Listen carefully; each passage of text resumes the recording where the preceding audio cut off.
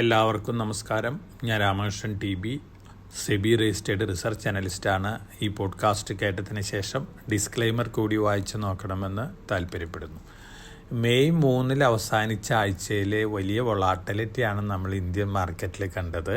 American മാർക്കറ്റുകളുടെ സ്ഥിതി നോക്കുകയാണെങ്കിലും almost ഒരു വൊളാറ്റൈൽ സിറ്റുവേഷൻ തന്നെയായിരുന്നു. പക്ഷേ വ്യാഴം വെള്ളിയൊക്കെ ബെറ്റർ ആയിട്ടാണ് അമേരിക്കൻ മാർക്കറ്റുകൾ ക്ലോസ് ചെയ്തത്. വീക്ക് ടു വീക്ക് നോക്കുകയാണെങ്കിൽ അമേരിക്കൻ മാർക്കറ്റുകൾ, യൂറോപ്യൻ മാർക്കറ്റുകൾ, അതുപോലെ തന്നെ ഇന്ത്യൻ മാർക്കറ്റുകളെല്ലാം തന്നെ ബെറ്റർ ആയിട്ട് തന്നെയാണ് ക്ലോസ് ചെയ്തിരിക്കുന്നത്. പക്ഷേ നമ്മളെ സംബന്ധിച്ച് നോക്കുകയാണെങ്കിൽ വെള്ളിയാഴ്ച വലിയ വൊളാട്ടിലിറ്റിയാണ് നമ്മൾ കണ്ടത്. നിഫ്റ്റി പുതിയ റെക്കോർഡ് ഹൈ ഹിറ്റ് ചെയ്തതിന് ശേഷം നല്ലൊരു പ്രോഫിറ്റ് ബുക്കിംഗ് ആണ് നമ്മൾ വെള്ളിയാഴ്ച കണ്ടത്.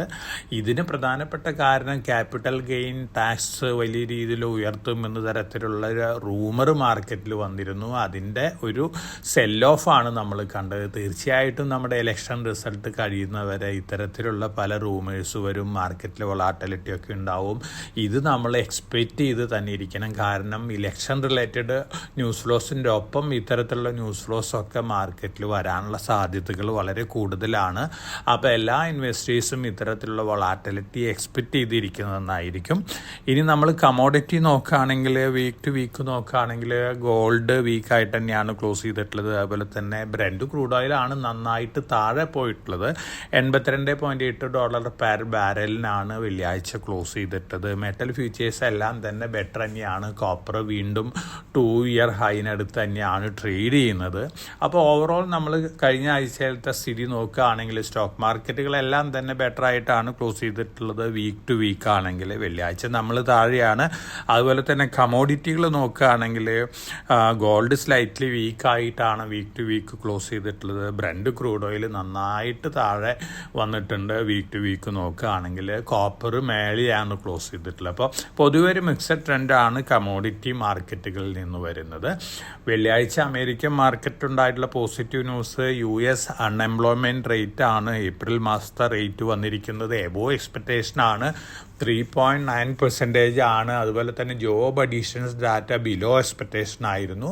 അപ്പോൾ ഇത് രണ്ടും വീണ്ടും അമേരിക്കൻ മാർക്കറ്റിലെ ഒരു പ്രതീക്ഷ വളർത്തിയിട്ടുണ്ട്. US ഫെഡ് ഒരു പക്ഷേ വളരെ അടുത്ത് തന്നെ ഇൻട്രസ്റ്റ് റേറ്റ് കുറയ്ക്കുന്ന തീരുമാനം എടുക്കും എന്നുള്ളൊരു പ്രതീക്ഷ, അതിൻ്റെ ഒരു ഇമ്പാക്റ്റാണ് വെള്ളിയാഴ്ച അമേരിക്കൻ മാർക്കറ്റിൽ കണ്ടിട്ടുള്ളത്. ആപ്പിളിൻ്റെ സ്റ്റോക്കിലും നല്ല മുന്നേറ്റമാണ് കണ്ടിട്ടുള്ളത്. കാരണം ആപ്പിൾ വലിയ രീതിയിലാണ് ജനറേറ്റീവ് AI റിലേറ്റഡ് ടൂളുകൾ ഇംപ്ലിമെൻ്റ് ചെയ്യാൻ പോകുന്നത് എന്ന തരത്തിലുള്ള ന്യൂസുകളൊക്കെയാണ് വരുന്നത്. ഒപ്പം അമേരിക്കൻ സ്റ്റോക്ക് മാർക്കറ്റിൻ്റെ ചരിത്രത്തിലെ ഏറ്റവും വലിയ ബൈബാക്കും കൂടി ആപ്പിൾ അനൗൺസ് ചെയ്തിട്ടുണ്ട്. അതിൻ്റെ ഒരു പോസിറ്റീവ് ഇമ്പാക്റ്റും കൂടി വെള്ളിയാഴ്ച അമേരിക്കൻ മാർക്കറ്റിൽ പ്രകടമായിരുന്നു. അതോടൊപ്പം തന്നെ ഗോൾഡ്മാൻ സാക്സ് വളരെ കോഷ്യസ് ആയിട്ടുള്ള സ്റ്റേറ്റ്മെൻറ്റുകളാണ് ഗോൾഡ്മാൻ സാക്സ് പുറത്തു വിട്ടുകൊണ്ടിരിക്കുന്നത്. അമേരിക്കൻ പ്രസിഡൻ്റൽ ഇലക്ഷൻ വലിയ രീതിയിൽ അമേരിക്കൻ മാർക്കറ്റിൽ വൊളാറ്റിലിറ്റി ഉണ്ടാക്കും. നവംബർ 5 അമേരിക്കയിലത്തെ ഇലക്ഷൻ വരുന്നത്. അതിന് മുന്നോടിയായിട്ട് വലിയ രീതിയിൽ മാർക്കറ്റിലുള്ള വൊളാറ്റിലിറ്റി കാണാം. ഒപ്പം ഇപ്പോഴത്തെ അവസ്ഥയിൽ പഴയ പ്രസിഡന്റ് ഡൊണാൾഡ് ട്രംപാണ് മുന്നിട്ട് നിൽക്കുന്നത്. അദ്ദേഹം അധികാരത്തിൽ വരികയാണെങ്കിൽ വീണ്ടും വൊളാറ്റിലിറ്റി ഉണ്ടാക്കും. അതോടൊപ്പം തന്നെ അമേരിക്കയിലത്തെ ഈ അൺസർട്ടനിറ്റി കണ്ടുകൊണ്ട് ഗോൾഡ്മാൻ സാക്സ് കമോഡിറ്റികളിലേക്ക് കൂടുതൽ ശ്രദ്ധ കേന്ദ്രീകരിച്ചിരിക്കുകയാണ്. സ്റ്റോക്കുകളിൽ സെൽ ഓഫ് നടത്തിക്കൊണ്ട് അടുത്ത 3 മാസം മുതൽ 1 വർഷം വരെ കൂടുതൽ കോൺസെൻട്രേഷൻ കമോഡിറ്റിയിൽ കൊടുക്കാമെന്നുള്ള റിപ്പോർട്ടുകളൊക്കെ പുറത്തു വരുന്നുണ്ട്. ഇത് ഒരു ചെറിയ വൊളാറ്റിലിറ്റിയൊക്കെ സൃഷ്ടിക്കാനുള്ളൊരു ന്യൂസ് തന്നെയാണ് ഫോറിൻ പോർട്ട്ഫോളിയോ ഇൻവെസ്റ്റേഴ്സിൻ്റെ ഇടയിൽ. തീർച്ചയായിട്ടും അത്തരത്തിലുള്ള വൊളാറ്റിലിറ്റിയൊക്കെ നമുക്ക് എക്സ്പെക്റ്റ് ചെയ്യാം. അതോടൊപ്പം തന്നെ ധാരാളം ന്യൂസ് ഫ്ലോസ് വന്നുകൊണ്ടിരിക്കുന്ന അമേരിക്കനെ സംബന്ധിച്ച് നോക്കുകയാണെങ്കിൽ അമേരിക്കൻ സ്റ്റോക്ക് മാർക്കറ്റിൽ മെയ് 28 മുതൽ T+1 സെറ്റിൽമെൻറ്റ് ഇംപ്ലിമെൻ്റ് ചെയ്യാൻ പോവുകയാണ്. നമ്മൾ അമേരിക്കയെക്കാളും മുൻപൊക്കെ ഇംപ്ലിമെൻ്റ് ചെയ്തിരുന്നു. അപ്പോൾ അമേരിക്കയിലും കൂടി T+1 സെറ്റിൽമെൻറ്റ് വരികയാണ്. അപ്പോൾ സ്റ്റോക്ക് മാർക്കറ്റിൽ തീർച്ചയായിട്ടും വളരെ സേഫ് ആയിട്ടുള്ളൊരു ടെറിട്ടറിയിലേക്ക് കൂടി മൂവ് ചെയ്യുകയാണ് അമേരിക്കൻ മാർക്കറ്റുകളും. ഇത് പൊതുവെ ഗ്ലോബൽ മാർക്കറ്റുകൾക്കുള്ള ഒരു ഇൻഡിക്കേഷനാണ്. മറ്റ് മാർക്കറ്റുകൾ T+2 T+3 റൺ ചെയ്യുന്ന മാർക്കറ്റുകളെല്ലാം തന്നെ T+1 മാറാനുള്ള ചാൻസസ് കൂടുതലാണ്. ഒപ്പം ഒപ്പം നമ്മൾ ആഗ്രഹിക്കുന്ന പോലെ നമ്മുടെ securities exchange board of India T+0 ആണ് പ്രതീക്ഷിക്കുന്നത്. അടുത്ത വർഷങ്ങളിലൊക്കെ T+0യിലേക്ക് മാറും, അല്ലെങ്കിൽ ഡെലിവറി വേഴ്സസ് പേയ്മെൻറ്റിലേക്ക് മാറും എന്നൊക്കെ പറയുന്നുണ്ട്. അത്തരത്തിലുള്ളൊരു കൺസോളിഡേറ്റഡ് മൂവാണ് എല്ലാ എക്സ്ചേഞ്ചുകളും നടത്തിക്കൊണ്ടിരിക്കുന്നത്. തീർച്ചയായിട്ടും ഇതൊക്കെ പോസിറ്റീവ് ഇമ്പാക്റ്റൊക്കെയാണ് നമ്മളെ സംബന്ധിച്ചൊക്കെ ഉണ്ടാക്കാൻ പോകുന്നത്. നമ്മുടെ റെഗുലേറ്ററുടെ പാത പിന്തുടർന്ന് ഗ്ലോബൽ റെഗുലേറ്റേഴ്സും ആ രീതിയിലുള്ള ടൈറ്റ് മോണിറ്ററിംഗ് സിസ്റ്റം കൊണ്ടുവരികയാണ്. സ്റ്റോക്ക് മാർക്കറ്റുകൾ അക്രോസ് ദ ഗ്ലോബ് ഇത് പോസിറ്റീവായിട്ട് റിയാക്ട് ചെയ്യാനുള്ള ഒരു സാധ്യതയാണ് ഈ ന്യൂസിൻ്റെ ബലത്തിൽ കാണുന്നത്. തീർച്ചയായിട്ടും ഇത്തരത്തിലുള്ള ന്യൂസുകളെല്ലാം തന്നെ ഇൻവെസ്റ്റേഴ്സിനെ സംബന്ധിച്ച് വളരെ സേഫ് ആയിട്ടുള്ള മൂവായിരിക്കും.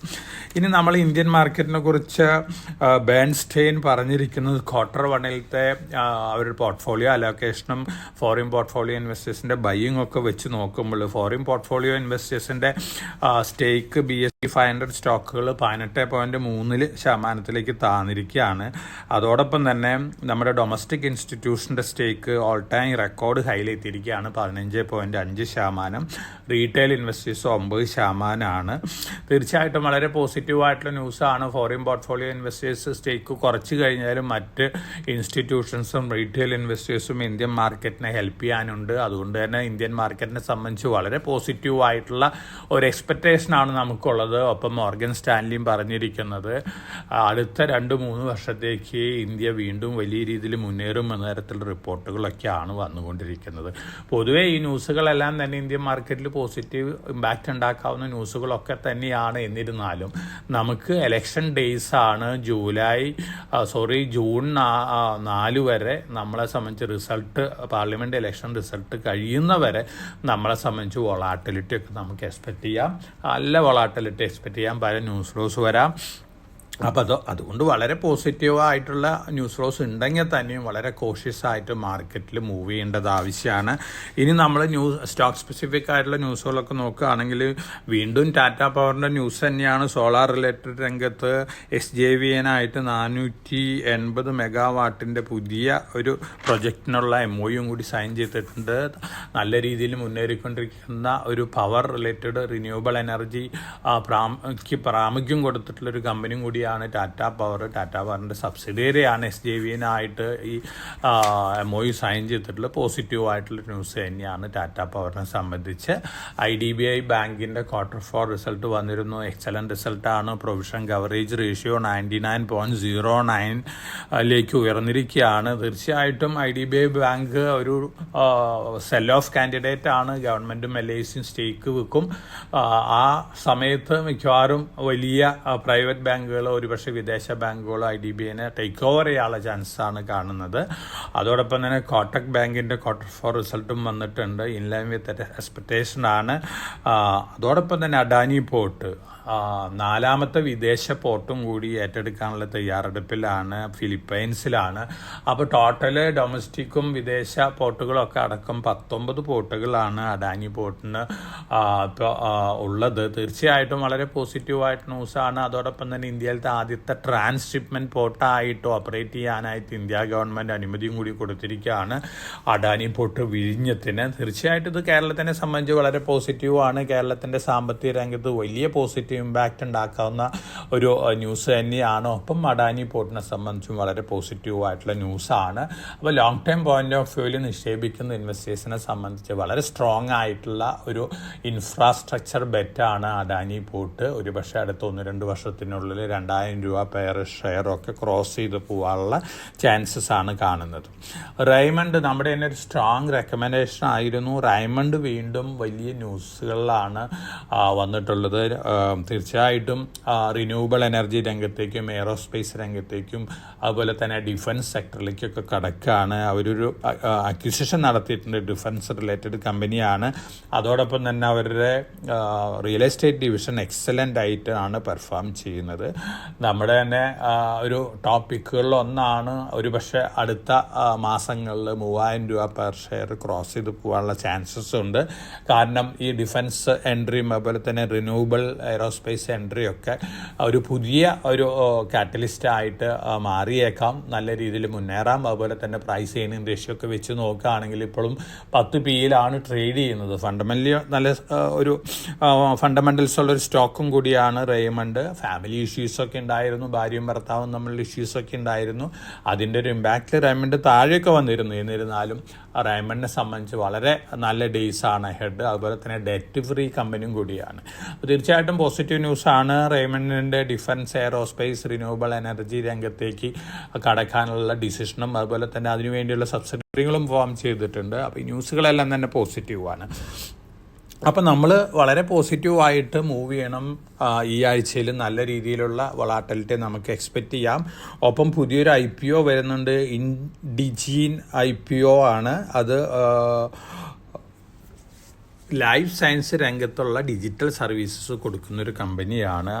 അപ്പോൾ ഡിജിറ്റൽ ടെക്നോളജി രംഗത്തുള്ള കമ്പനിയാണ്. 452 രൂപയാണ് അതിൻ്റെ ഇഷ്യൂ പ്രൈസ് വരുന്നത്. ലോങ് ടേം പോയിൻ്റ് ഓഫ് വ്യൂവിൽ നല്ല രീതിയിൽ മുന്നേറാം. ഒപ്പം IPOയിൽ ഇൻവെസ്റ്റ് ചെയ്യുന്ന ഇൻവെസ്റ്റേഴ്സിന് ഇൻവെസ്റ്റ് ചെയ്യാൻ പറ്റിയൊരു IPO ആണ്. അപ്പോൾ IPOയിൽ ഇൻവെസ്റ്റ് ചെയ്യുന്ന ഇൻവെസ്റ്റേഴ്സ് ഇൻവെസ്റ്റ് ചെയ്യാൻ ശ്രമിക്കുക. അലോട്ട്മെൻറ്റ് കിട്ടുകയാണെങ്കിൽ നല്ല ലിസ്റ്റിംഗ് ഗെയിൻ കിട്ടാനുള്ള ചാൻസസ് ഉണ്ട്. അപ്പോൾ ഇതൊക്കെയാണ് നമ്മൾ ഈ ആഴ്ചയിൽ ഇൻവെസ്റ്റേഴ്സിന് വേണ്ടി നൽകുന്ന ന്യൂസ് ഫ്ലോസ്. ഒപ്പം ഇനി ഒരു മാസം കൂടിയുള്ളൂ നമ്മുടെ ഇലക്ഷൻ റിസൾട്ട് വരാനായിട്ട്.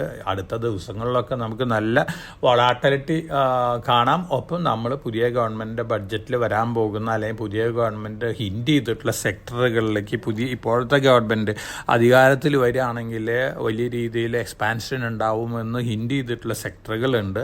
ആ സെക്ടർ സ്റ്റോക്കുകൾ മാർക്കറ്റ് താഴെ വരുമ്പോൾ വാങ്ങി വെക്കുന്ന ഒരു ഡിസിഷൻ എടുക്കുന്നത് നന്നായിരിക്കും. ഒപ്പം മാർക്കറ്റ് എവരി റൈസിൽ പ്രോഫിറ്റ് ബുക്ക് ചെയ്യാവുന്നൊരു ഡിസിഷൻ എടുക്കുന്നത് നന്നായിരിക്കും. നമ്മൾ അങ്ങനെ നോക്കുകയാണെങ്കിൽ നിങ്ങൾ ശ്രദ്ധ കേന്ദ്രീകരിക്കേണ്ട സെക്ടർ ഒന്ന് ഡിഫൻസ്, അതുപോലെ തന്നെ railways, infrastructure, renewable power sector, renewable energy power sector, industrials, telecommunication, ഈ സെക്ടറുകളൊക്കെയാണ് വാച്ച് ചെയ്യേണ്ടത്. കാരണം ഡിഫൻസിൽ വലിയ രീതിയിലുള്ള മുന്നേറ്റമാണ് നമ്മൾ എക്സ്പെക്റ്റ് ചെയ്യുന്നത്. റെയിൽവേയിൽ അതുപോലെ തന്നെ ടെലികോം കമ്പനികളുടെ താരിഫ് കൂട്ടും.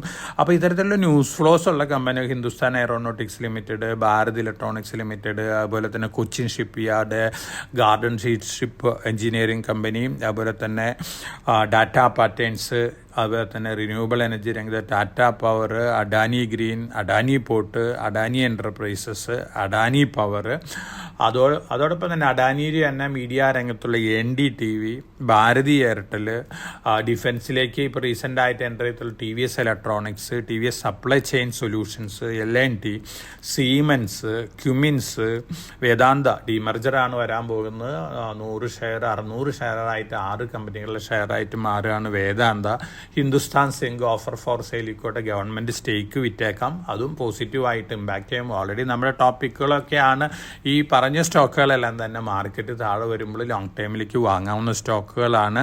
ഒപ്പം ഹിൻഡാൽകോ ഉണ്ട്, Titagarh Railway System, Jupiter Wagons, Bharat Earth Movers Limited, BEML, Texmaco, BHEL, അതുപോലെ തന്നെ കമ്പ്യൂട്ടറൈസ്ഡ് ന്യൂമറിക് കൺട്രോൾ മെഷീൻ ഉണ്ടാക്കുന്ന Jyoti CNC, Macpower CNC, L&W, insurance രംഗത്ത് SBI ലൈഫ്, ഒപ്പം സെമി കണ്ടക്ടർ രംഗത്തേക്ക് ഇറങ്ങിയുള്ള CG പവർ, ഇത്തരത്തിലുള്ള സ്റ്റോക്കുകളൊക്കെ ലോങ് ടൈം പോയിന്റ് ഓഫ് വ്യൂവിൽ മാർക്കറ്റ് റിയാക്ട് ചെയ്ത് താഴെ വരുമ്പോൾ അടുത്ത ഒരു മാസത്തിനുള്ളിൽ നിങ്ങൾക്ക് ലോങ് ടൈം പോയിന്റ് ഓഫ് വ്യൂവിൽ വാങ്ങാനുള്ള ഒരു മൂവ് എടുക്കുകയാണെങ്കിൽ ലോങ് ടൈമിൽ നല്ല ഗെയിൻ കിട്ടാനുള്ള ചാൻസസ് ഉണ്ട്. അതോടൊപ്പം തന്നെ ബാങ്കിൻ്റെ രംഗത്തുള്ള HDFC ബാങ്ക് ഉണ്ട്, അതുപോലെ തന്നെ Ujjivan Small Finance Bank Ujjivan Finance സർവീസായിട്ട് മെർജ് ചെയ്ത് വരികയാണ്. ആ ബാങ്കും നല്ലൊരു പിക്കായിരിക്കും ലോങ് ടൈമിലേക്ക്. ഇതൊക്കെയാണ് ഞാൻ ഈ ആഴ്ചയിൽ ഇൻവെസ്റ്റേഴ്സിനോട് സജസ്റ്റ് ചെയ്യുന്നത്. ഒപ്പം നിങ്ങളെല്ലാവരും നല്ല വൊളാറ്റിലിറ്റി മാർക്കറ്റിൽ എക്സ്പെക്റ്റ് ചെയ്തിട്ടിരുന്നാൽ മതി. ഒപ്പം മാർക്കറ്റ് ഹയർ ലെവലിൽ വരുമ്പോൾ പ്രോഫിറ്റബിലിറ്റി ഉള്ള സ്റ്റോക്കുകളിൽ കുറേയൊക്കെ പ്രോഫിറ്റ് എടുക്കാനുള്ള ഡിസിഷൻ എടുക്കുന്നതായിരിക്കും. അപ്പോൾ ഈ ആഴ്ച ഓപ്പൺ ചെയ്യുന്ന പുതിയ IPOയിൽ അപ്ലൈ ചെയ്യുക. മാർക്കറ്റ് റിയാക്ട് ചെയ്യുമ്പോൾ ഈ സ്റ്റോക്കുകളിലൊക്കെ തങ്ങളുടെ കഴിവിനനുസരിച്ച് ലംസായിട്ട് വാങ്ങണം എന്നൊന്നുമില്ല, 2-3 ഘട്ടങ്ങളായിട്ട് വാങ്ങുന്ന ഒരു ഡിസിഷനും നന്നായിരിക്കും. അത്തരത്തിലുള്ള ഡിസിഷൻ എടുത്തിട്ട് മുന്നോട്ട് നീങ്ങുക. എല്ലാവർക്കും നല്ലൊരു ട്രേഡിംഗ് വീക്ക്, ഇൻവെസ്റ്റിംഗ് വീക്ക് ആശംസിച്ചുകൊണ്ട് ഞാൻ ഇന്നത്തെ പോഡ്കാസ്റ്റ് ഇവിടെ അവസാനിപ്പിക്കുകയാണ്. Thank you.